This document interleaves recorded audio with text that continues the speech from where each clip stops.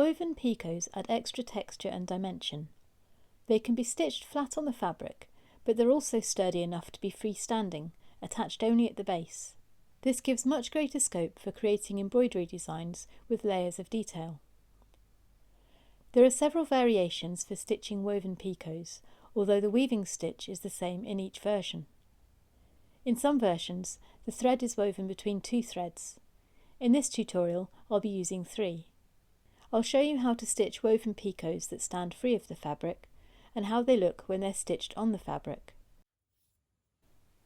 I'm beginning with the freestanding version, which uses a central pin to stabilise the weaving. Bring the needle up to the left of the pin and loop it behind, taking the needle down again to the right of the pin.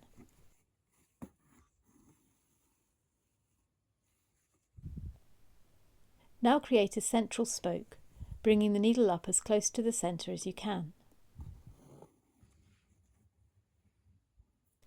Loop the thread behind the pin and then, working from the right, weave the needle under the right-hand spoke, over the central one and under the spoke on the left.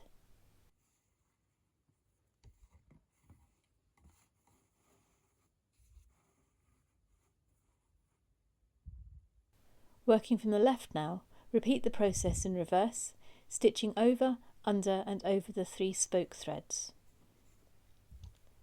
To keep the stitches stable, pack them together gently each time you finish a row.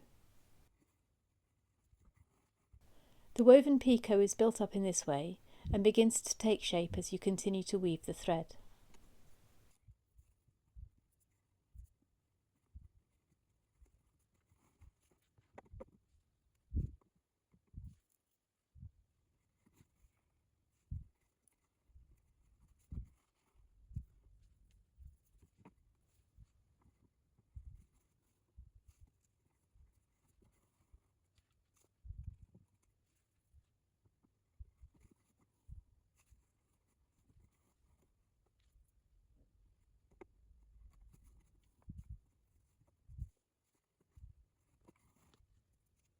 To finish the stitch, take the thread through the fabric when you've reached the end of the shape and secure the thread on the back.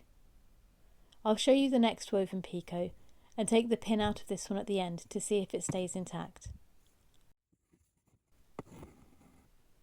The second method is a little less fiddly. Each spoke is stitched onto the fabric first.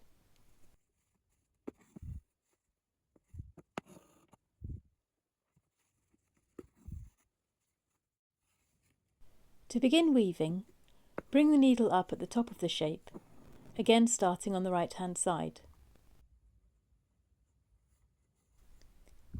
As before, weave the thread through the spokes, building up the shape row by row. The needle doesn't pierce the fabric until the picot is complete, and the thread can be secured on the reverse.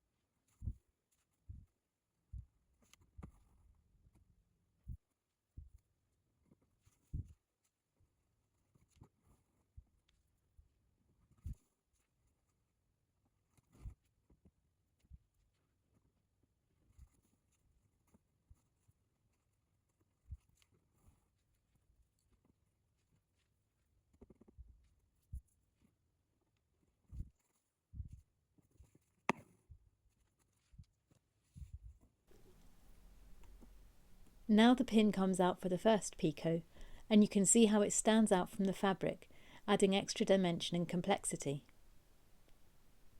Thanks for watching. Let me know if you have any questions and I'll get back to you. If you'd like to see more stitch tutorials, I have a playlist here. Please give this video a like and subscribe to get notified about my new tutorials and projects. Bye for now.